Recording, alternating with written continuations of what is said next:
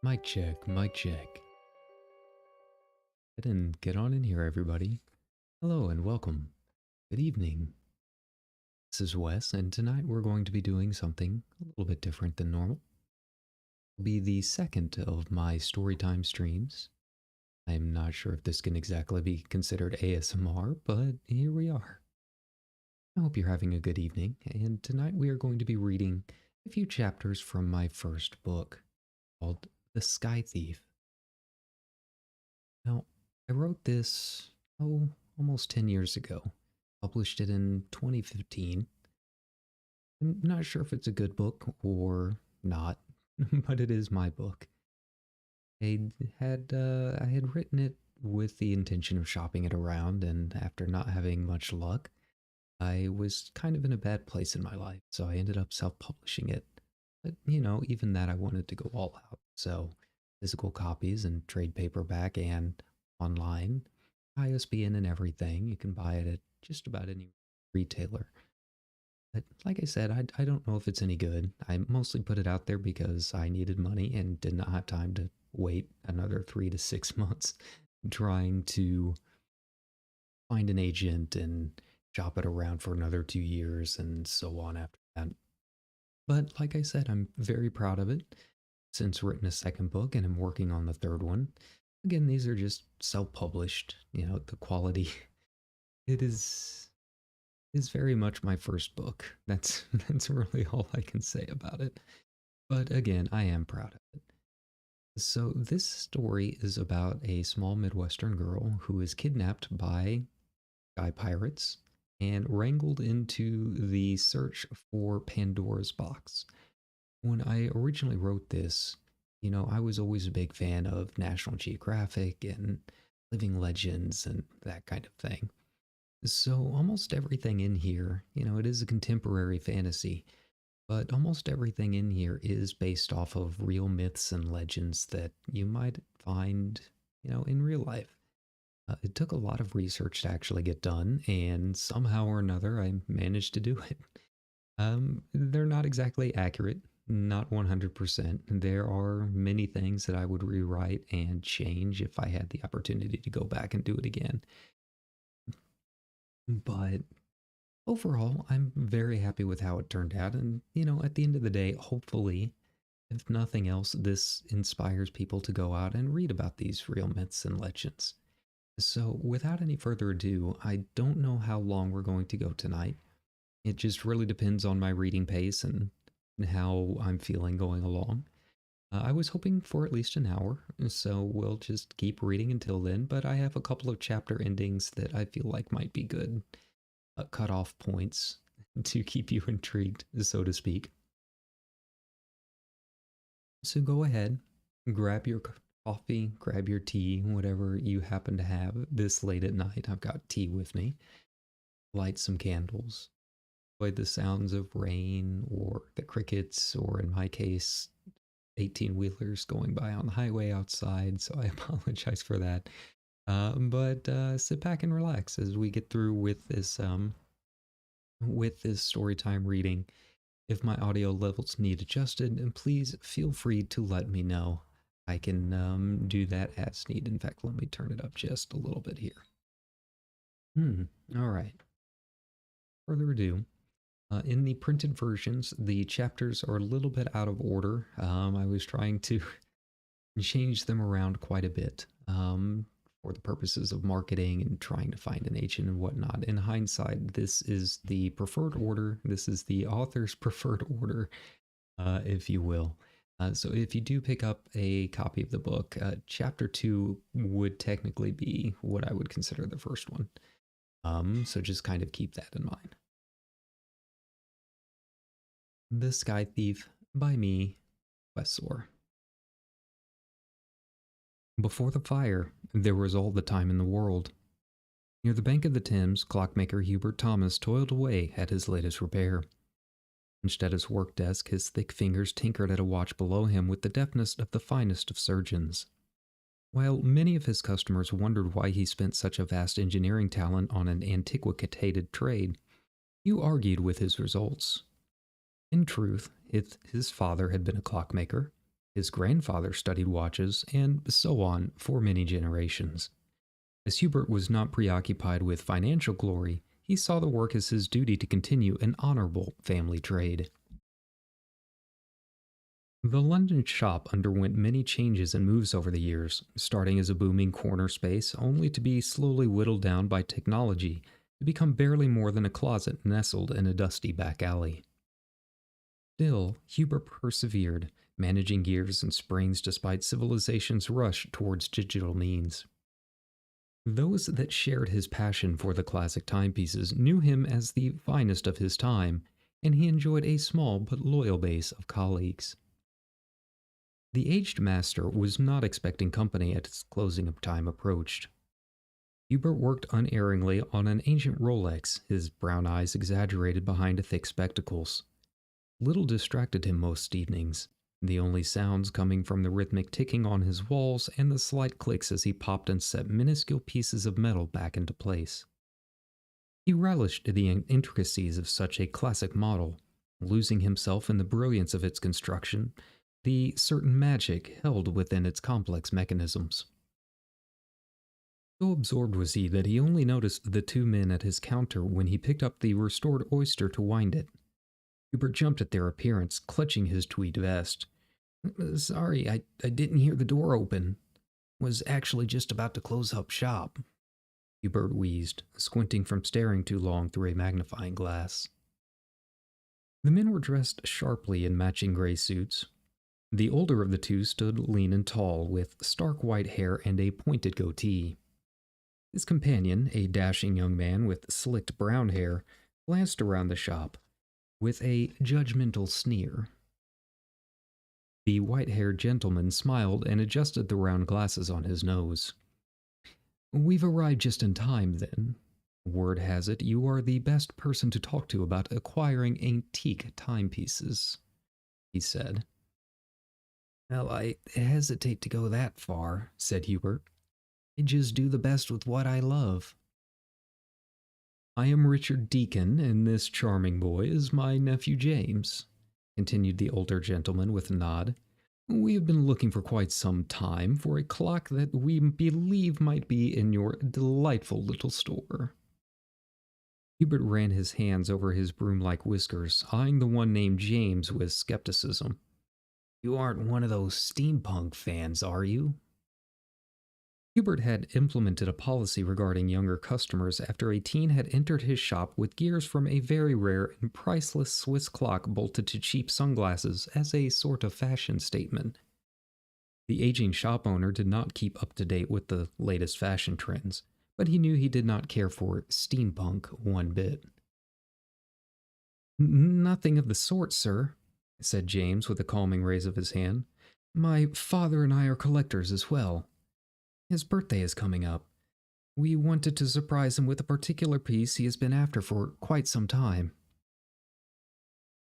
Hubert beamed as he changed his tone. Well, that I can do. What did you have in mind? A German table piece, late 1800s. Not exceptionally large, but has beautiful inlays along the sides featuring mountains. Gold numbers, if I remember correctly.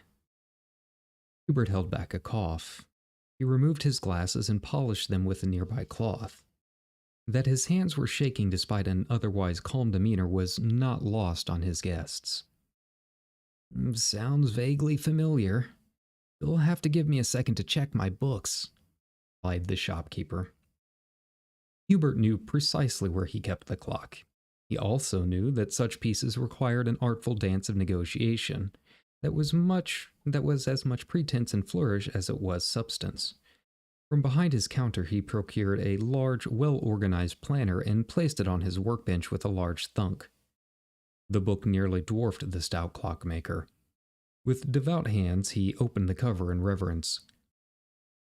The taller customer released an impatient grunt, but Hubert pretended he had not heard it. He leafed through the pages of notes, numbers, and spreadsheets worn brown by time and use. He flipped to a section of clock names and values, making sure to keep the registrar within full view of his customers. Though Hubert knew every entry by heart, the intimidating book of records weeded out the serious buyers from hobbyists, its pages filled with records that only the upper echelon of enthusiasts could afford. With a quick glance from the corner of his eyes, Hubert could see the two strangers fidgeting, though they did not appear ready to leave. In his experience, such eager buyers often paid handsomely. Searching through the list, Hubert's finger landed on an entry with an overlong number beside it. It seems I'd have something similar to what you're looking for. Wonderful, Richard exclaimed with wide eyes. We would be grateful to see it and confirm it is the clock we're after. And there have been many impostors in our search, you see. Satisfied that he had the upper hand in bargaining, Hubert calmly closed his book and fiddled with a large keychain on his desk. It's not often I get people looking to buy this kind of piece these days. You say you and your father collect? Our family is full of hobbyists. My father has a knack of acquiring particularly unique and exquisite items of all kinds, said James. He raised his hand up to stifle a yawn. Then it's good to have a fellow admirer of fine craftsmanship in my store. It's a nice change of pace from repairs all day. Follow me, please. Hubert shuffled out from behind his counter, keys jingling as he searched the ring for the correct one. James and Richard could not help but raise bemused eyebrows as the shop was far too small to follow anyone anywhere. Their expressions widened when Hubert opened a thin door tucked secretly away between two grandfather clocks beside them. They turned sideways to enter, their imaginations flaring at what lied beyond. Unlike the dim shop outside, the hidden room had all the care and management of Versailles. Along the polished burgundy walls and positioned on tables rested glass boxes, each containing table clocks, cuckoos, and watches of equally stunning age and value. Every display was lit by a warm light built into the case, letting the contents glint with gold and silver trimmings. My, isn't this a surprise? Said Richard, his mouth agape. How immaculate. I'd wager this room is worth more than the rest of your store combined. It's a dignified collection, replied Hubert with a hint of pride. My little vault reserved for customers that need a little more than simple decoration. Careful not to touch. James paused as he bent down to admire one of the pocket watches to his side. Only at Hubert's warning did he notice the small electric lock pad and security sticker lodged onto the side of the glass. He straightened with a reassuring chuckle. Sorry, sir. Simply admiring. Quite all right. Wouldn't want us to be locked in here until the authorities arrive. Now, I believe you are looking for is over here. Hubert pointed toward a distant stand. Halfway back in the room, on a crafted oaken table embossed with swirls, a table clock beckoned to them. Hubert stroked his mustache as he pressed a long sequence of numbers onto the keypad. The glass popped as it unlatched from the table. The clock had always been a special one to Hubert. He obtained it from a late colleague who in turn had obtained it from the souk in Casablanca tucked among replicas and souvenirs. Though it commanded a fair price due to the fine outer craftsmanship of gold and Brazilian rosewood, the clock had long since stopped working on the inside. Hubert was tasked with its repair, but his friend passed shortly after, and thus the shopkeeper found himself with a unique table piece. The inner workings were nothing like he had seen before. Hubert spent months tracking down all of the parts needed to completely restore it to working condition.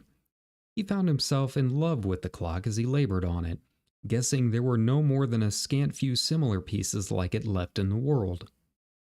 He could never find a name or print identifying the craftsman, but it truly was the work of a master. The signifying element of the clock, beautifully rendered mountains inked with gold onto the wood itself, reminded Hubert of the markings on a Stradivarius violin he had seen in a museum as a child.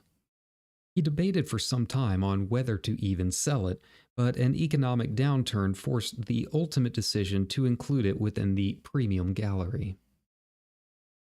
"Well, gentlemen, is this along the lines of what you were looking for?" he asked with a tinge of sadness. Adjusting his spectacles, Richard bent down to inspect the clock, spending a great deal of time observing the mountain drawings. Hubert noticed the refined men's faces plastered with unnerving grins despite being wholly involved with the clock before them. "Hand me the glass, James," grunted the elder of the two.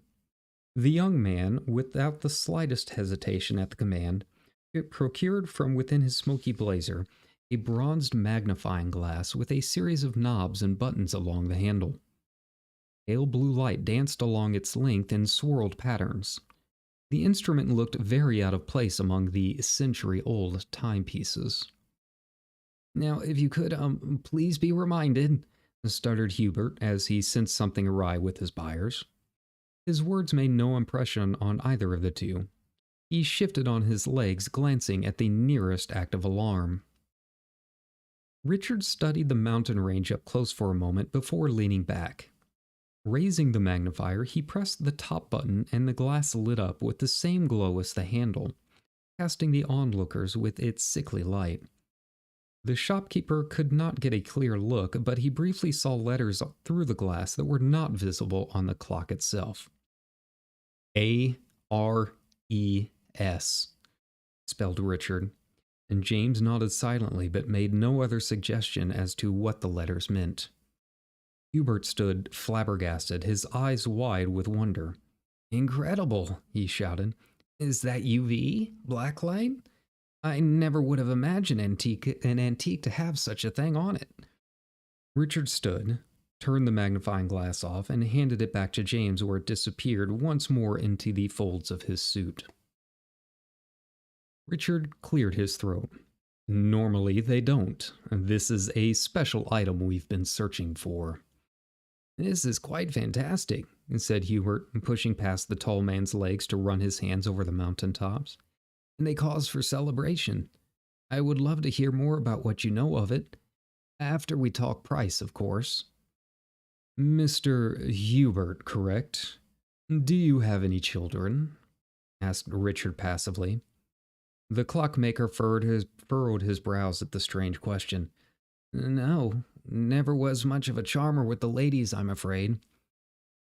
"That's a shame." Hubert's lifeless body hit the ground before he even had the chance to see the gun drawn.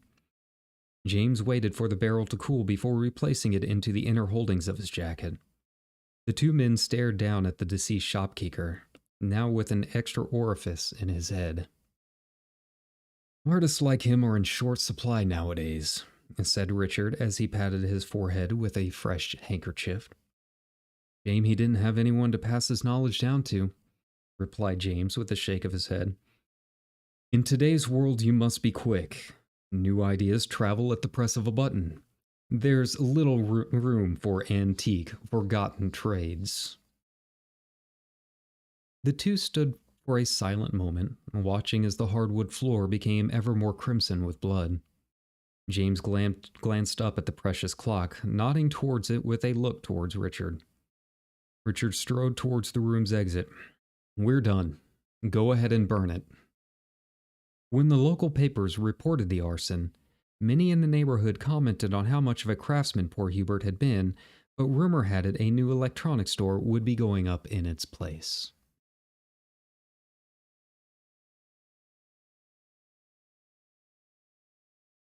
Chapter 2. The greatest part about rural living were the backcountry roads. As Alexandra Sterling careened down one such winding highway, she was thankful that patrol cars largely stayed off the beaten path, kept at bay by small town budgets. It would be a shame if, say, a newspaper intern who had passed out so hard she slept through her alarm got flagged for speeding. Of course, the little joys in life were balanced, as they often were. In Alex's case, her poor Jeep Cherokee had long lost the ability to put so much as NPR through the speakers, leaving her alone to her thoughts as she blasted her way through the woods and into civilization. While the rest of the world charged into the 21st century, life in rural Missouri remained much the same as it ever had been. Smaller towns often bragged about how quickly their populations or businesses were expanding, yet that change was rarely felt as the sun continued to rise and set every day over the same green swaths of corn and meadows. The forests of the Ozarks granted peaceful solace, save for the beginning of deer season, when underpopulated schools darkened for a week to enable families precious bonding time through pre-dawn rituals and meals over fire pits with friends. In a town like New Delta, a bustling city by local standards, the coming of a new restaurant set gossip ablaze at a pace that could astonish even the largest celebrity gossip rags.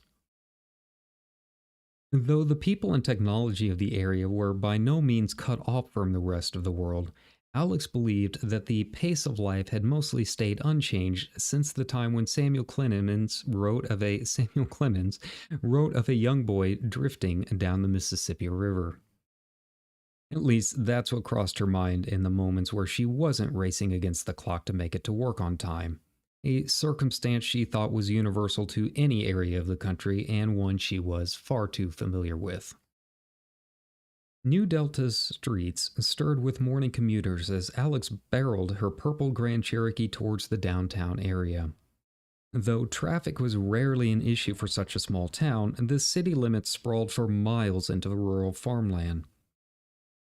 Alex's journey along county roads and highways to reach the main thoroughfares involved a landscape that started with expansive fields and merged subtly into subdivisions that sprung up in a matter of months. What started as a single cluster of homes grew into a whitewashed monotony for the middle class. Eventually, the signs of fast food chains and convenience stores signaled a return to civilization. Lines of cars snaked around countless convenience stores, eager for drive-through sodas and cigarettes. These shops of cheap pleasures were rarely far from one of the multitude of churches in the area. Living her entire life within this region, Alex had developed a very robust sense of irony. She didn't hold those contradictions against anyone. Of course, she disliked the hypocrisy. Seeing people speak out against their own interests had riled her up on more than a few occasions during her fiery high school years. However, as she grew older and increasingly eager to learn more about the world outside her normal boundaries, she realized that the issues facing the town were complex, the result of mindsets passed down for generations. Her urge to wander was only partially for the learning experience. Alex was well aware that if she did not at least attempt to leave while she was young, she would become trapped and unable to escape in the future. Rural towns became a vicious cycle to those who did not move when given the chance. One excuse would lead to another, and before she knew it, she would have obligations preventing her from leaving. She may even come to accept her fate, afflicted with a twisted geographic version of Stockholm Syndrome. The dichotomy of the city was no more apparent than Alex's turn onto Broadway. The first stretch was filled with small businesses, friendly buildings, and the local university. University Park displayed the first signs of spring as joggers took laps around a shimmering lake highlighted with a stone fountain. Built onto a high ridge, a glass behemoth of a hospital kept watch over the morning traffic. A jumble of pedestrian bridges, specialty treatment centers, and parking lots. The complex was the only semblance of a truly modern city to be found for hours in any direction. Traveling farther on, the street took a sharp dive that ended in the Mississippi River flowing lazily along its course, a steady constant visible from nearly every street. The downtown area avoided annual disaster thanks to a concrete flood wall along the river's banks. Murals depicted New Delta's history as a trading town in the early days of Lewis and Clark. Few scattered businesses occupied leaning brick structures, but many storefronts had long been closed, displaying condemned signs over graffiti-covered windows. Some of the older residents tried to claim the downtown area had a rustic, river town feel reminiscent of the trading post era. Alex considered it an eyesore, the last gasp for air over traditions that needed to move on. Alex pulled into a parking lot behind one of the few buildings with modern renovation, the local newspaper and publishing house.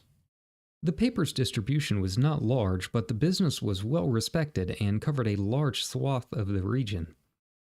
Its building reflected local prestige with walls of white stucco and Spanish tile over wide-arched windows looking towards the main thoroughfare. As Alex parked, she whispered a silent thanks for an uninhibited commute, arriving just moments before she had to clock in. Punching her time card, she rushed to join the staff huddled in a semicircle around the cubicles in the main lobby, a flurry of paper and scribbling pens. Alex threw her bag onto her desk, grabbed the nearest notepad, and joined them at the back of the group. Though she was only an intern, she loved the atmosphere of those morning meetings, listening to her experienced coworkers running through the important topics of the day. The editor-in-chief, Edmund Brown, was already well into the morning's events. He rattled off assignments and questions as though he were a barker at a local auction house. "Jeremy, give me an update on the St. Louis murder by noon," he ordered. "Grant, keep up the good work on the storm damage. Another one is supposed to be on the way, so be careful out there.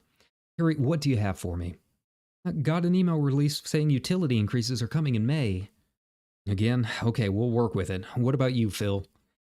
"Jeremiah's is donating a lot of instruments for the veteran charity concert." "Jessica's already handling the concert. We'll have her include that. Any other HI pieces?"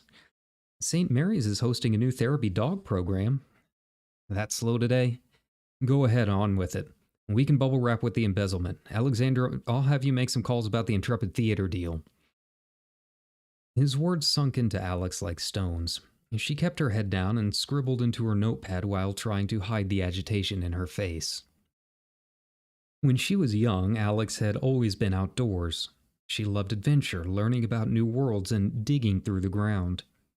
Her friends often joked that she was the only junior in high school with a National Geographic subscription.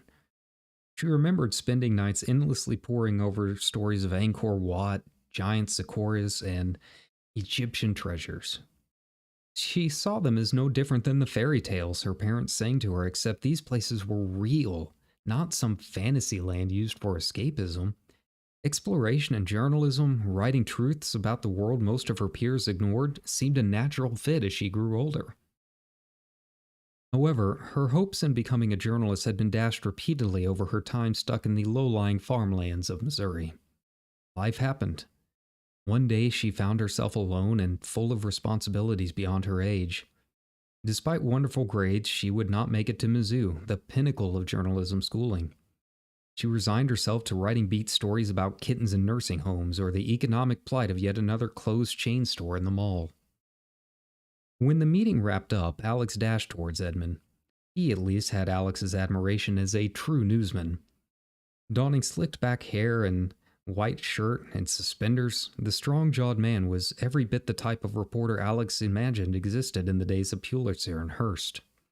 All she needed was coffee and sugar. "Sir, can I have a moment?" she called. He glanced at her, then returned to the papers in his hands. Hey, Alex, how's our favorite intern doing? He asked. I'm good. Hey, I was wondering if, when this theater deal is finished, you might take a look at some ideas I wanted to try before the semester's over. What did you have in mind? Grunted Edmund. Well, there's word that Commercia is bypassing labor regulations for their merger. I've got several sources inside that. You know we can't run that story, Alex. Our readers love Commercia. But, sir, this could be major, Alex pleaded as they walked through an array of cubicles. They're local now, but with how fast they've been growing, it's only a matter of time until someone takes notice of this. We should get in on it first.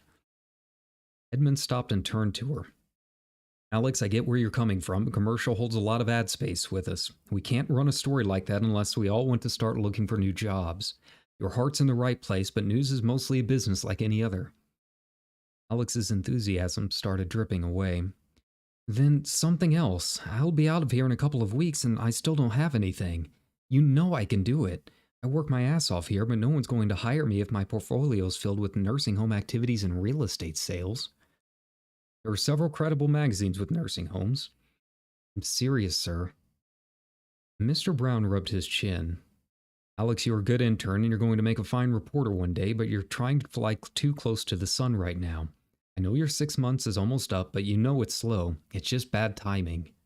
I know, sir, but I'll find something more exciting, something plausible when I can, Alex. And that's all I can promise for now. Just take it one story at a time, he said. They reached his office where he promptly entered, slamming the door behind him. Alex gave a meek thanks and returned across the room to her bare desk.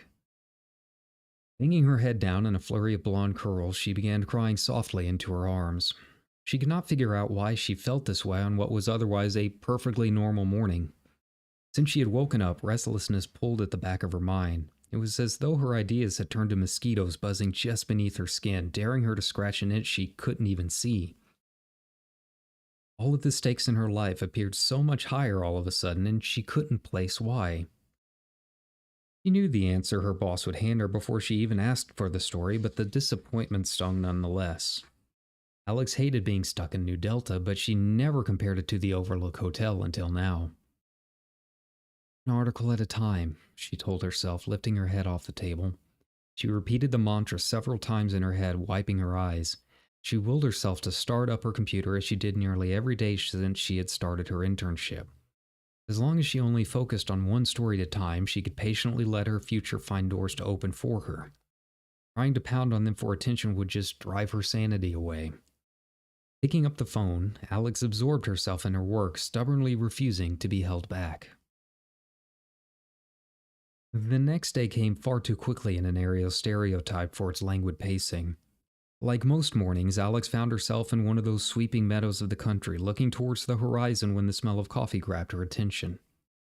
She shifted around on the uprooted tree acting as her seat to greet a familiar face with dark straight hair blowing gently in the brisk air. Hey, Rumi. Figured you could use this before you ended up covered in moss, said the newcomer, handing Alex a warm mug. Couldn't sleep again? Thanks, Becky, and no, replied Alex, brushing a tangle of yellow curls away from her face to blow away the steam. The sun had just risen, its light sparkling through dew-soaked grass. Aside from the log and a few trees growing along rusted chain fences near its border, the meadow was filled with nothing but low, brown hills patiently waiting to become alive and green once again as spring reared its head. Have to get out of here, Alex said. The voice was hers, but it sounded half a world away to her ears. Becky glided towards the fallen tree and perched next to her friend with a dancer's grace. They wore matching denim jackets, but Alex wailed with jealousy at how perfectly modeled it fit on Becky. She knew her own looked like a folded sack by comparison. Well, you only have a couple of weeks left on your newspaper internship. I'm sure you'll find something, Becky said. She wrapped an arm around Alex's shoulders. It's not that easy. I haven't done anything in the paper yet. They won't give me a story I can work with. Alex sighed with a shake of her head. So go and yell at them a bit. Maybe make them give you something. They'll listen eventually, and you'll be so awesome they'll wonder why it took them so long to notice. There's more to it than that. Oh, like what? Feel trapped, Becky. I can't just pick up and move. I have things that need taken care of here. What if I really don't even want to move? What if this, Alex waved her hands towards the meadow, is all that I'll ever have? Maybe I'm destined to just stay in this one little dot on the planet forever. Becky tackled her friend with a hug. What will we do without your endless pessimism, Alex? Who will distract us from all the rainbows and sunshine? She cooed. Alex knew she was being ridiculous, but she couldn't help but bring herself to smile. I just wish I had more of an idea what was going on with my life. We can't all be budding young models like a certain someone, she said.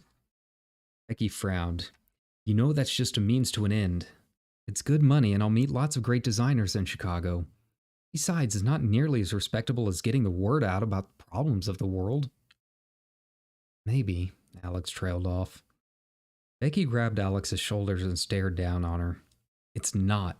You are going to be great at whatever you decide to do. You can't let these moods of yours win. There's finances, no portfolio, no friends. Alex. Even stern, Becky's face glowed. You are a dreamer. I'm sure you will dream of something great to get you out of here. You just have to take it when the time comes. Despite the expanse around them, Alex's insides quaked with claustrophobia. Invisible walls bore down on her future. Everywhere she turned, she saw only more fields and an absence of humanity. Without Becky, she wondered how long she would have lasted, hopeless in the face of a self-inflicted prison that was a small town. Alex stood up and stretched her arms high above her head, allowing the sunlight to burn off her fears as it did the morning haze.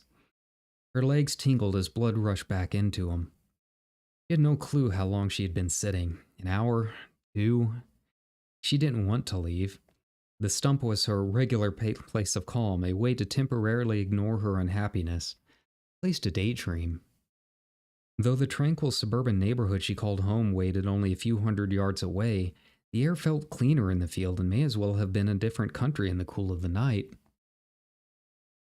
Walking with Becky back to their home, Alex distanced herself from her friend. She was grateful for Becky, of course. She had always been there to pull Alex out of ruts and set her on a straight path. However, they had always been inherently different. Becky looked every bit the supermodel, tall and lithe and popular, a city girl with a genuine southern accent. Her aura was otherworldly compared to the simple, honest living of the country they grew up in. Alex, on the other hand, was not a big girl by any means, but she was stocky and moved in a brutish, direct manner that aided in her tomboy reputation. Even walking across the meadow, Alex stomped and plodded about in thick boots while Becky barely bounced at all, gliding easily across the ground without making a sound. Even the hair on Becky's head returned to a perfectly conditioned bangs after being kissed by a faint breeze. Each strand had no doubt been carefully prepped before the morning coffee began brewing. Alex had not even seen a mirror yet. A few loose threads of barbed wire and tangled brush marked the edge of the field. Beyond sprawled paved streets and manicured lawns without a tree in sight. Walking across the looping roads, they passed cookie-cutter houses by cookie-cutter house, each with spotless vinyl siding, arched windows, and an abundance of square footage for the families within. Signs of life where the morning stirred. The girls waved quick hellos to the few joggers and newspaper readers they chanced upon. A school bus barreled past them, easing Alex with an easier time that could have been eons ago for how long it felt.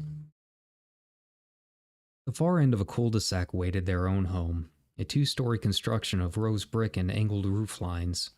The lawn was as neat as neighboring grass, but smudges of grime marred the vinyl siding. The house was not abnormal on the surface, but it remained a subject of rumor and gossip for nearby families.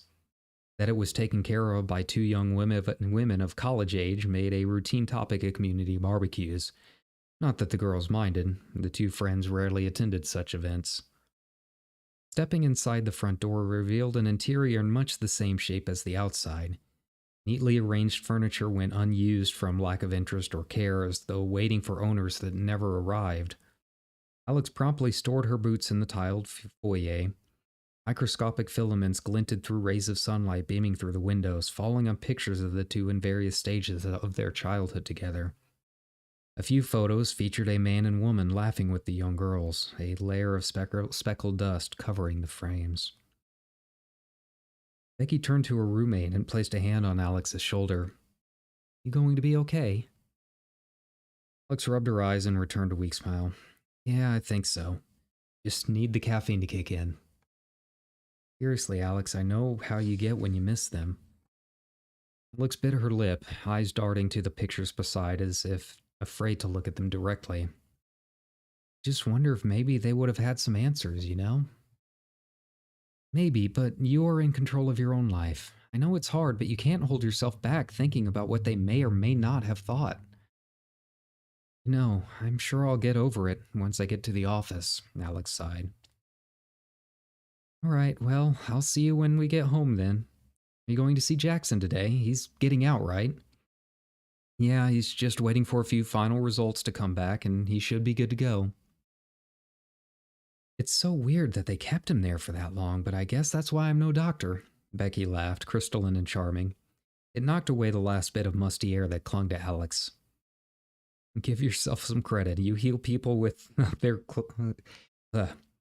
Give yourself some credit. You heal people of their ailing closet selections, Alex said. Their giggling rung through the house for a moment before she reached over to embrace Becky with a hug. Thanks, by the way. The model's long arms wrapped Alex in return. Anytime. When they released each other, Alex lit up. Oh, thanks for reminding me. Jackson wanted to borrow my poster for a project in his film history class, she said. Sounds about right for him. Anyway, I need to get to work. Call if you need me, said Becky. She hugged Alex once more before rushing out the front door. The sound of an engine starting followed. As her roommate's beat-up Corolla sped out of the driveway, the morning silence returned. Alex's den. Slinking down the right hallway to her bedroom, she regretted her insistence on waking up so early. Pushing open the door to her room, Alex tiptoed across a heap of items on her floor. For a brief moment, she wondered if she would be upset about not tidying up the previous night, but the desire for order failed to grab her. Notes, pencils, a bright red bag, and her undoubtedly drained laptop were strewn across the unkempt mass of pink sheets on her bed. Magazines focused on literary and cultural impact, a rarity among Alex's people, were stacked hastily among no longer relevant softball trophies on a solitary bookshelf in the corner. The only straightened spots were along the walls. Photos, rough pencil sketches, and article clippings. A framed poster for Lawrence of Arabia watched from above the messy computer desk. Peter O'Toole's piercing gaze acting as a silent protector of all he surveyed. Digging through clothes piled at her feet, Alex found an acceptable pair of work sneakers, threw them onto her bed, and rushed into the attached bathroom to give herself a once-over in the mirror. Examining the bags under her eyes, she wished she kept more of a habit of wearing makeup, but it always turned out awkward on her despite Becky's tutelage. She settled with little more than a few quick splashes of water to get color back into her cheeks. What am I going to do with you? She asked herself, praying that her reflection would answer back. Instead, she only saw an exhausted 22-year-old with a mop that made Einstein seem positively dapper. Alex sighed, flicked off the bathroom light, and returned to her bed. She tried her best to fit the notes on her bed into her backpack. After no small amount of negotiating, she managed to close the zipper enough to hold in the contents. Turning, she stared at the giant film poster overlooking the chaos. She lifted the frame from its hook and laid it gingerly on the bed. Grabbing one of a multitude of cardboard art tubes leaning against the bookcase, she dismantled the back of the frame. The poster was an original, printed on a thick material she had not seen for modern movies. Despite being over 50 years old, it showed little sign of yellowing or fading. A slight crease in the top left corner was the only sign of wear. It was one of the few material items Alex could honestly claim she loved. The image of Lawrence riding towards her, brandishing a scimitar as armies marched in the distance, never failed to ignite her imagination. She painstakingly put the poster onto the tube. She realized it was probably the first time she had taken it out of its frame in years. A glance at the alarm clock next to her desk drained Alex of what little confidence she had of getting to her office on time. She resolved to at least not leave anything behind. habit she found increasingly annoying in recent weeks. With one final look through the disheveled room, she carried her bags out of her house, turned the lock, and left without so much as a peek in the rearview mirror.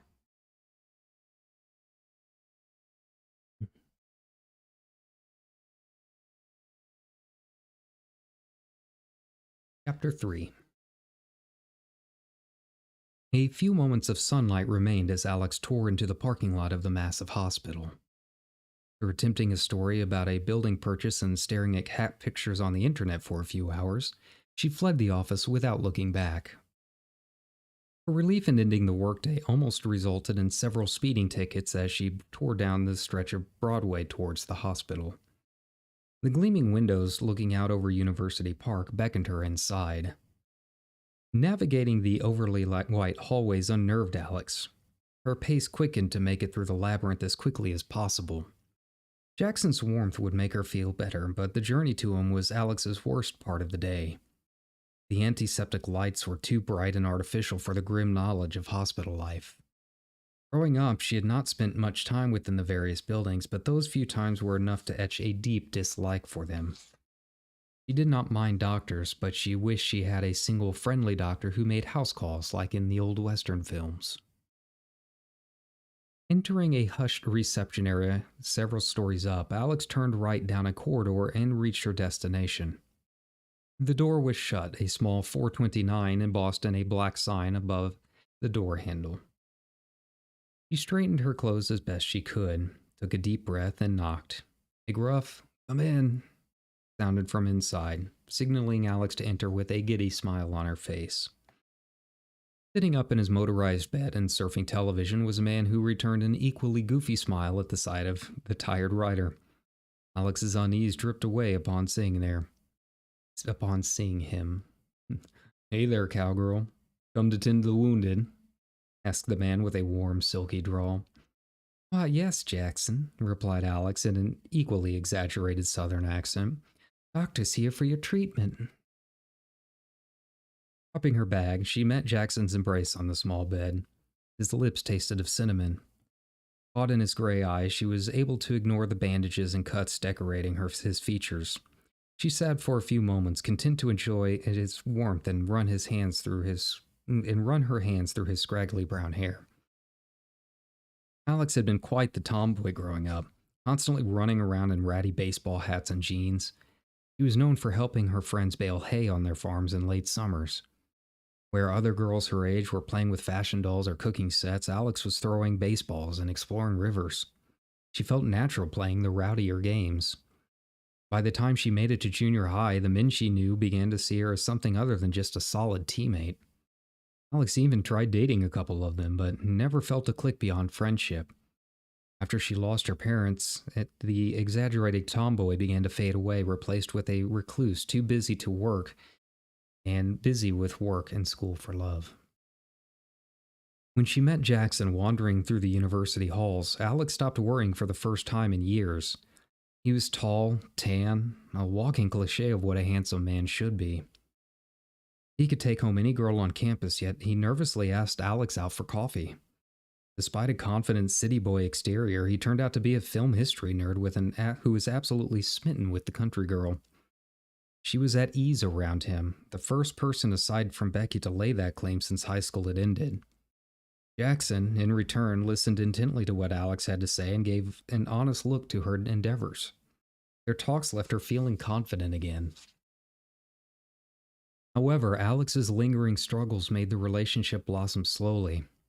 Jackson never complained about Alex's hesitance to let people into her world. Eventually, she grew comfortable enough to lead him to her house. She remembered having a movie on, but little else about her surroundings. She had been too focused on the smell of his cologne, the rough stubble that bristled in her hands, and the car accident after he left that hospitalized him for 3 days. Sitting next to Jackson, alive and attentive, all her fears from that night had been replaced by an excitement in having him to herself again. No matter what happened in her professional life, she at least had Jackson as a rock to steady herself. With him, Alex never overthought things. She was content to lay down and channel surf from their medical lodging without having to worry about what the next day would bring. "How was work? Jackson asked from within their cozy haze. I don't know. I think I'm going crazy. That's because you are crazy. You're a little viper just waiting to strike. It's in your eyes. Alex slapped his leg playfully. I'm serious. I've been out of it all day for some reason. Oh, tell me about it. What's up? Jackson wrapped his trim arms around her. Alex leaned into his chest, letting his steady breathing set pace for her own. I don't know. Just been kind of listless the past few days, like nothing I really do matters in the end. Is it work? Deadline or something coming up? She rubbed her fingers over her temples. No, just the opposite. I've been so bored there. I feel like I'm not going anywhere. This city's so slow, it's suffocating. And with all the bills and stipulations in the will, it feels like I'm trapped, like I don't have any control over my own life.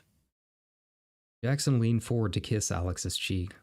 Even through a hospital stay, he smelled of spice and sugar. You'll escape this place, he said, sooner than you think. Find a great paper in Chicago or New York or somewhere else big and grand, and you'll never have to look back. Just don't let yourself get so down that you can't remember how great you are. Maybe, Alex trailed off. Her eyes burned from lack of sleep and the sheer gratitude of hearing Jackson encourage her again, even though she had trouble truly believing in his words. The two aimlessly watched figure skating on television, mesmerized by the calm, flowing movements of the dancers. Only after several commercial breaks did Alex realize the sun had long set. You sure the doctor said he'd be in soon? Questioned Alex, sitting up on the narrow bed. When she arrived, Jackson had already been dressed and ready. She couldn't imagine the hospital not wanting to get the room cleared out. Well, he said the results could take a bit. Gotta make sure my head's alright, hun. Your head's never been alright, she teased, thumping him softly on the forehead. I just want to see you outside this room, assuming you don't wreck every time you drive somewhere. Not my fault that you live out in the boonies with fearless deer. Anyway, they should be almost done. We'll go back to watching old Audrey Hepburn movies soon enough. Mention of the actress made Alex perk up. She leaned over the bed and grabbed the cardboard poster tube near her belongings. I almost forgot. You said you wanted my poster for your film history class, right? Just bring it back in one piece or I'll personally put you right back in this room. Jackson gave a dramatic grimace as she bonked him on the arm with the tube. He gingerly slid the poster from the holster and unwrapped it enough to see the main title scrawled across the top. Thanks, Alex. I promise to be careful with it. Better be, and let me know when you actually watch it. I can't believe there's a classic I've seen that you haven't. It's amazing. I will, hun, he said, sliding the poster back into the tube.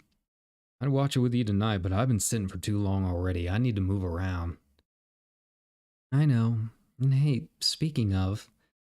Alex bit her lip, trying to figure out how to phrase her question. There had only been one thing nagging her in regards to their relationship. Now that you've been to my place, maybe next time? She let the question hang in the air. Despite the relationship, Jackson rarely mentioned his home life, either his past in St. Louis or his current situation. He noted once, briefly, that he was staying in one of the single-person dorms, but every attempt to bring it up again was met with disregard or a change in subject. Even when she was relatively close to his area, he insisted on meeting somewhere downtown or the mall or practically anywhere but his dorm. Jackson's embrace stiffened, but his voice remained cool as ever. Well, maybe soon, hun. You know how tight they are about visitors. Besides, the place is just a mess right now. I promise not to keep you waiting, though. Alex sagged and muttered a disappointed okay. Jackson, noticing her tone, held her close to his chest. Don't worry. Soon, I promise, he said. Alex returned a sheepish grin, cracking under his earnestness. They kissed and the matter was forgotten. Her lips parted, the beeping of Jackson's wristwatch startled the couple and he fumbled to turn it off. Okay, you may be a little right. This is taking forever, he said. Do you think you could go get me a coffee while we wait? Alex rolled off the bed. Sure, dear, she said, going in for another quick kiss. She rifled through her purse for some change and left the room with Jackson waving behind her. Jackson's room was nestled at the far end of a hallway in one of the newest sections of the hospital. The staff would normally be busy with movement, but the reception area disclosed a great deal of work being done to complete the building in the hallway opposite Jackson's. With the construction crews gone, the floor was occupied only by Jackson and a scant few others. Walking back to the main atrium for the floor unnerved Alex with its silence. She made a point to ask for directions from the elderly nurse behind the desk, if only to hear something other than the hum of fluorescent lights or the squeaking of some distant, invisible gurney. The nurse, evidently as desperate for interaction as Alex, took her time reciting stories of the new building's creation before dispensing directions. After several twists and turns from the reception area, Alex found a waiting room filled with cushioned chairs, a wall of vending machines, and a lone sofa with magazines piled on a glass table beside it. Like most of the building, the room was also unoccupied, and Alex wanted nothing more than to get her coffee as quickly as possible. She fumbled for the change in her pocket, the ever-present buzz from the machines overtaking her senses.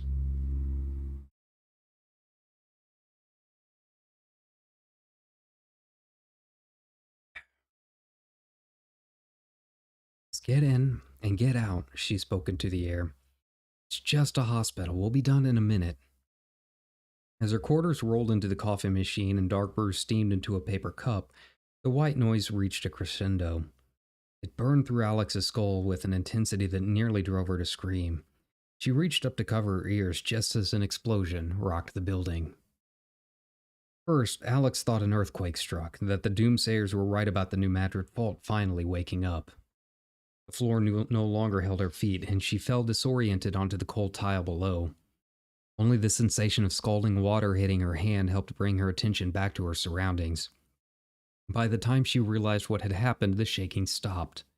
The blaring of emergency buzzers sounded, strobes streaking the walls in blinding flashes. Regaining her balance and nursing her throbbing hand, Alex made her way to the waiting room door. The doctors and patients that eluded her earlier were now scrambling down the hallways in evacuation. Her assumptions of a mild quake were doused as thick, acrid smoke filled the halls as she entered the reception area. She coughed, eyes stinging, and found herself dropping once again to the ground as she had done so many times in drills during school. Scattered shadows continued to scream by, but they were impossible to reach in the haze. Hissing rain poured down as the sprinklers clicked on. Alex barely registered getting drenched. Earthquakes, tornadoes. She could handle natural disasters. Invited the change of pace they brought even. However, she became increasingly aware that she had not been caught in a natural disaster. Panic seized her mind as she raced to find something familiar. She couldn't rationalize this new threat like she could an earthquake. "Jackson!" she yelled. But there was no response from him or anyone else. She coughed again, and her next cry for help stuck in her throat, drowned amid the sprinklers and still buzzing fire alarms. Somewhere in her memory, she remembered that a person should stay in one place when lost. Crumbling to the ground, she cried, holding her numb fist in the folds of her shirt. She begged for the universe to send Jackson to find her. The emergency light stopped. 3 dark forms approached Alex beneath billows of white smoke. She thought to say something to them, to make herself known. As the figures took form and gained weight, she saw that they were already heading straight for her. 2 rugged men strode on the sides. The man on the left was significantly older than his counterpart, an unkempt salt and pepper beard matching his hair. The younger was clean-shaven with dirty blonde hair and a broad chest covered in tattoos. Sabers rested at the sides of bright clothes that hung like loose rags. The third figure was one of the tallest women Alex had ever seen. She towered above the frightened girl, exposed arms revealing an Amazonian figure of sinew and tightly knotted muscle. Alex sat captivated as the stranger knelt to greet her. A single emerald eye pierced her with an illegible gaze. The woman's right eye hid behind a gilded eye patch. "You are the Sterling girl." The woman's husky voice left no trace of a question. Alex pulled a wet string of hair away from her face and nodded, mouth agape. The stranger wore a dazzling, leathery armor covered in the richest azure Alex had ever seen. Golden markings woven into the fabric shifted and swirled on their own like glowing tentacles, mesmerizing her with their pattern. The woman lifted Alex's chin with a coarse finger. Your poster. The Arabian film, where is it? Alex balked at the question, waiting for the punchline. When the tan features of the woman failed to soften, Alex managed to squeak, I gave it to my boyfriend? The intruder cursed. She whipped herself up to the brutes behind her, causing Alex to jump in her skin. What should we do? He'll be gone by now, asked the older man in a deep timbre. The woman ran a hand through her crop of fiery hair and replied in a language Alex had not heard before. It sounded ancient and forgotten, the words flowing and dancing like fairies on a moonlit evening. They carried on for several seconds, the woman gesturing with such animation that Alex could only guess she was giving orders. Alex willed herself to her feet, trying to make sense of what they were saying. The only clear indicators were names being repeated. The younger man was apparently named Soren. The older man was Fleet.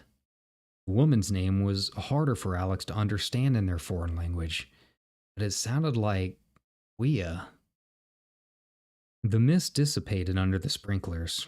Around them, the atrium was clear of everyone except Alex and the invading trio.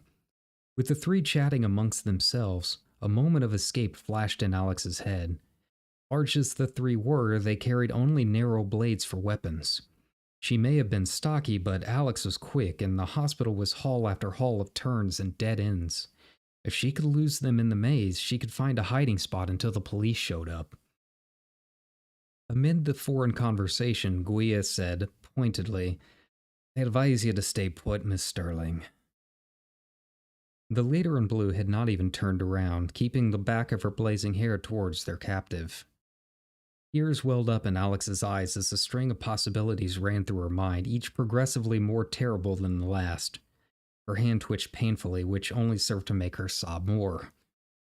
The group's discussion ended. Fleet, the eldest one, walked briskly towards the unfinished hallway where a few faint puffs of smoke continued to billow from within. The man in the open-chested shirt strode towards Alex and reached out a hand. You need to show us the room where he was in, commanded Soren. He boasted a thick accent, though far different and gruffer than the flowing dialect they had been chatting in. Was he Russian? Ukrainian? At Alex's hesitation, he continued, There's no time. We must hurry. Scared but unable to see any other options, she grasped his hand, which was firm but not forceful. Slipping on the flooded tile as they marched, she led them down the hallway that had housed Jackson. The door to his room had been closed again, and the handle did not turn at Alex's command. Guia nudged Alex aside and bent down to the lock. Just a moment, said Guia, from within the folds of the sash at her waist. She pulled out two slivers of metal. Please don't hurt me. I don't know what this is about. I was just visiting my boyfriend, cried Alex. She immediately regretted it. That guy's never cared about what the people crying for help in movies. It only drew unwanted attention to their hostage. We don't plan on hurting you. Just hold on, said Guia. She tinkered with the slender pins, now firmly entrenched in the door's keyhole, until it clicked. The door popped open. She stepped in, flicked on the light, and began scouring the room. Jackson had disappeared. Aside from sheets tossed about the bed and Alex's bag on the floor, no trace of the man existed. The cardboard tube holding the poster sought by Guia and her companions had fled with him. The one-eyed woman made a swift pass through the room, checking under the bed and under other tight spots. Her demeanor grew more dissatisfied as the search went on. Standing in contemplation in the middle of the room, she furrowed her thick eyebrows, grasping for an undisclosed clue.